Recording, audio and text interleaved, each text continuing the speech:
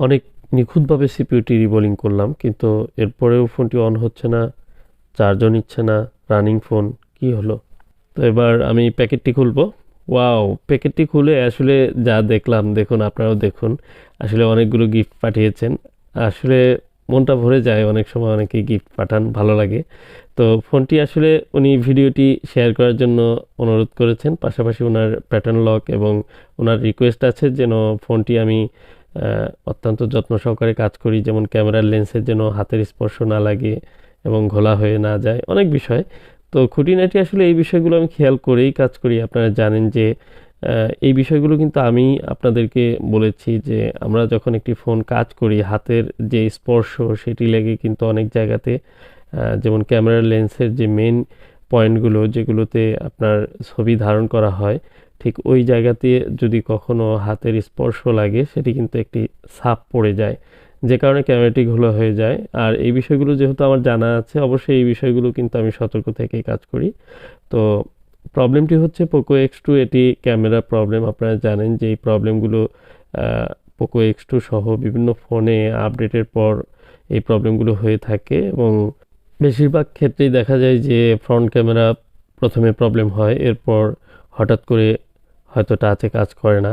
আর Poco X3 সহ অন্যান্য ফোনগুলোতে দেখা যায় অডিও প্রবলেম হয়ে থাকে, কারো কারো সিম পাচ্ছে না, এই প্রবলেমগুলো হয়ে থাকে। তো আমি প্রথমে ক্যামেরা সহ বিভিন্ন কম্পোনেন্টসগুলো আলাদা করে নেব এবং সেগুলো যত্ন সহকারে আমি একপাশে রেখে দেব। আর সবসময় এই কাজগুলো যেহেতু করছি, এই কাজগুলোতে অনেক অল্প সময়ের ভিতরে কাজগুলো কিভাবে করা যায় এবং অনেক সুন্দরভাবে কাজগুলো সম্পন্ন করা যায় সেটি সবসময় খেয়াল রেখে আমি কাজ করি। আর দেখুন, আমি জাস্ট প্রসেসরের যে কাজটি করব ঠিক সেই অংশটিকে সেফলি আমি প্রসেস করে নিচ্ছি, যতটুকু আমার প্রয়োজন ততটুকু কাটিং করে নিচ্ছি।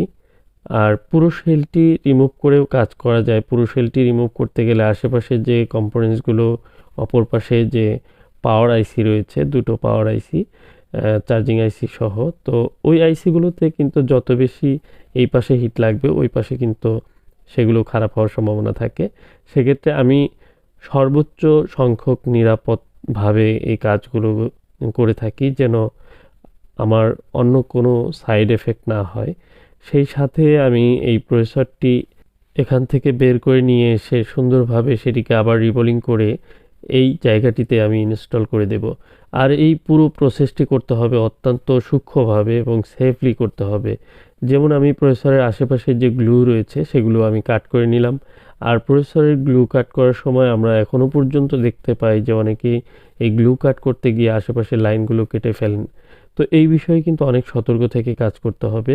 হ্যান্ড স্কিল যার যত ভালো সে তত সূক্ষ্মভাবে এই কাজগুলো করতে পারবে। আর এই প্রসেসরটিকে খুব আলতোভাবে উঠিয়ে নিলাম। দেখুন, এটি যত স্মুথলি রিমুভ করা যাবে এবং কি যত স্মুথলি এই কাজটি করা যাবে তত প্রসেসরের জন্য ভালো। তো যা হোক, এবার আমি মাদারবোর্ডের যে অংশটি যেখানে প্রসেসরটি আসলে ইনস্টল হয় বা কমিউনিকেশন করে সেই অংশটিকে অত্যন্ত সূক্ষ্মভাবে সুন্দরভাবে ক্লিন করে নিতে হবে এবং কি এর যে লিকুইড বা ড্যামেজ যে পয়েন্টগুলো সেগুলো কিন্তু সব ক্লিন করে নিয়ে চকচকে ঝকঝকে করে প্রত্যেকটি লাইন কিন্তু ফ্রেশ করে নিতে হবে। দেখুন, এই লাইনগুলো প্রত্যেকটি কানেকশন যেগুলো প্রসেসরের সঙ্গে কানেক্টিভিটি থাকে এবং কি এর মাধ্যমেই কিন্তু আমাদের প্রসেসরটি পুরো মাদারবোর্ডের সঙ্গে সংযুক্ত থেকে কাজ করে থাকে। আর আপনারা জানেন যে একটি প্রসেসর হচ্ছে একটি মোবাইল ফোনের মেইন পার্ট। এই প্রসেসর থেকেই সমস্ত কিছু কিন্তু কন্ট্রোল করে থাকে। যেমন আপনার সিম থেকে শুরু করে ওয়াইফাই, ব্লুটুথ, এনএফসি, এরপর আপনার এই প্রসেসরের সঙ্গে যুক্ত থাকে র্যাম। আর একটা এসএসসির ভিতরে জিপিইউ এবং কি ক্যাচ ফাইল, সিপিইউর বিভিন্ন ধরনের কাজ, স্ক্রিন, সেন্সর, ডিসপ্লে, আরও অনেক কিছু কিন্তু এই প্রসেসরের সঙ্গে সংযুক্ত এবং ক্যামেরা সহ আরও ইত্যাদি ইত্যাদি যা যা রয়েছে। তো এই যে বিষয়গুলো সম্পূর্ণ কিন্তু একটি প্রসেসরের সঙ্গে যুক্ত।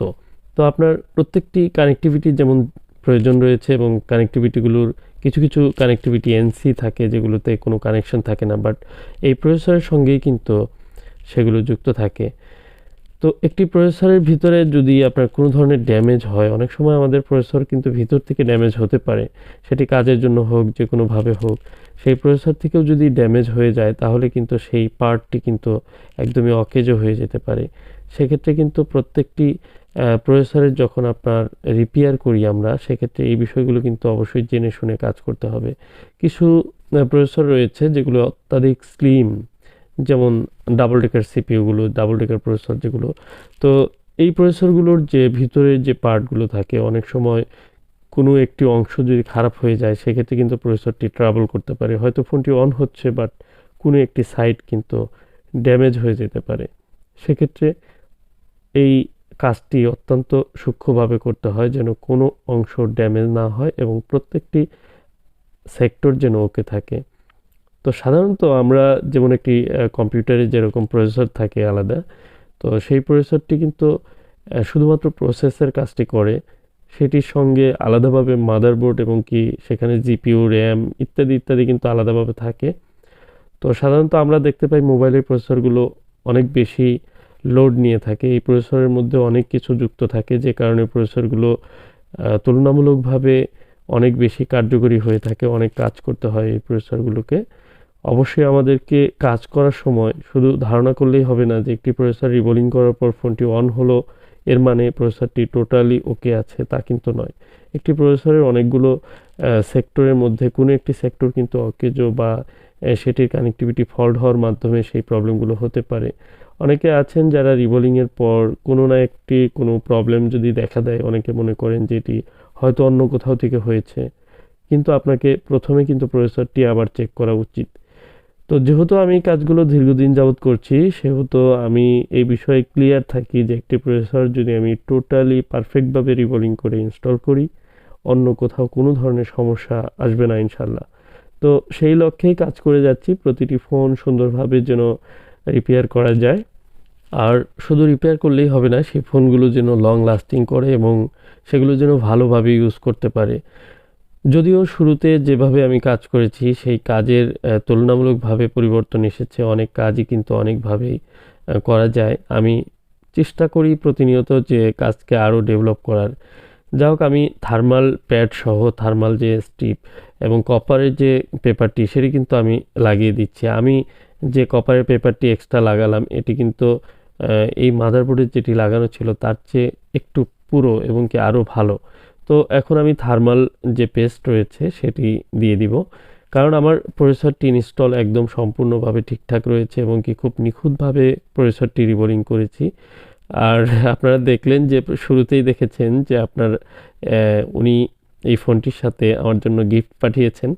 তো এর মানে এই নয় যে আমি শুধু গিফট পেলেই ভালোভাবে কাজ করি, তা কিন্তু নয়। আমি কিন্তু প্রত্যেকটি কাজই যত্ন সহকারে করার চেষ্টা করি এবং প্রতিটি কাজই কিন্তু যত্ন নিয়েই করি।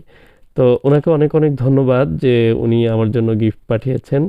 আসলে একজন সেনাবাহিনী হয়েও ওনার যে আমার প্রতি যে একটি ভালোবাসা বা একটি একটি সুসম্পর্কের একটি প্রতীক হিসাবে উনি আমার জন্য গিফট পাঠিয়েছেন। আসলে ওনার সঙ্গে আমার বেশ কয়েকবার কথা হয়েছে, অনেক ভালো লেগেছে কথা বলে। আর অনেকেই রয়েছেন যারা আমাদের বাংলাদেশ সেনাবাহিনী, বিডিআর এবং অনেক পুলিশ সদস্য সহ অনেকেই আমার ভিডিওগুলো কিন্তু দেখেন, প্রশাসনের অনেক লোক। তো যা হোক, আমি এই ফোনটিকে অত্যন্ত যত্ন সহকারে সুন্দরভাবে এবং ক্যামেরার লেন্সের ব্যাপারটি কিন্তু উনি উল্লেখ করেছেন যে ক্যামেরার লেন্সে যেন হাতের কোনো স্পর্শ না লাগে, সেই বিষয়টি আমি লক্ষ্য রেখেছি। আর ক্যামেরার লেন্সগুলো অবশ্যই সুন্দরভাবেই আমি ফিটিং করে দিয়ে থাকি যেন কারো কোনো কোথাও কোনো স্পর্শ লেগে ঘোলা না হয়ে যায়। তো 100% যেন আগের মতো ইউজ করতে পারেন এই বিষয়ে লক্ষ্য রেখেই কাজ করি। তো যা হোক, আমি এবার বডিটি লাগিয়ে অন করব। তো ফোনটি আসলে অন হচ্ছে না, পাওয়ার চাপ দিলাম যেহেতু ফোনটি একদম রানিং ছিল। আপনারা দেখেছেন যে ওনার ছবি ছিল ওয়ালপেপারে, চার্জও নিচ্ছে না। তো এমনটি হওয়ার কথা না, কারণ এত সুন্দরভাবে নিখুঁতভাবে রিবোলিং করে ফোনটি ইনস্টল করলাম পেস্ট দিয়ে। আমি একটু চেক করে নেব। দেখুন, মানুষ মাত্রই ভুল, আমারও ভুল হয়ে গেছে। তো বিষয়টা হচ্ছে ব্যাটারি কানেকশন আমি না লাগিয়ে অন করার চেষ্টা করছি, আসলে অনেক বেশি এক্সাইটেড। আর যারা গিফট পাঠান তাদের কাজগুলো করতে গিয়ে কিন্তু আসলে আমি একটু বেশি এক্সাইটেড হয়ে যাই। তো এবার অন করব। দেখুন আলহামদুলিল্লাহ অন হয়ে গেছে। আসলে অন না হওয়ার কোনো কারণই নেই। আমি প্রতিটি ফোন আপনারা দেখেন যে আমি সরাসরি একদম ফিটিং করে অন করার চেষ্টা করি। কারণ হচ্ছে যে আমার 100% কনফিডেন্টলি কাজ করি যে এই ফোনগুলোতে কোনো প্রবলেম হওয়ার কথা না আমি যে কাজগুলো করি। তো এখানে আমি ব্যাটারি কানেকশন না লাগিয়ে অন করার চেষ্টা করছিলাম, যে কারণে কিন্তু আমার ফোনটি অন হচ্ছিল না। এই সামান্য ভুল এটিও হয়ে যেতে পারে, অনেক সময় অনেক বড় ভুল হয়। এবার আমি চেক করে নেব। ক্যামেরা টাচ কাজ করছে, আপনারা দেখতে পেয়েছেন। আর আমার সেই সেনাবাহিনী ভাই আসলে গর্বিত ওনাদের নিয়ে। তো ওনার আমি ফোনটির ক্যামেরাটি এবার চেক করব। আলট্রা ওয়াইড এবং সব ধরনের ক্যামেরা আমি চেক করে নিচ্ছি। তো আলহামদুলিল্লাহ ক্যামেরা সম্পূর্ণ ঠিকঠাক রয়েছে আর সব কিছুই ঠিকঠাক মতো আছে। তো ভিডিওটি ভালো লাগলে লাইক করবেন, যারা সাবস্ক্রাইব করেননি সাবস্ক্রাইব করে রাখবেন। আজকের মতো এই পর্যন্তই। আসসালামু আলাইকুম।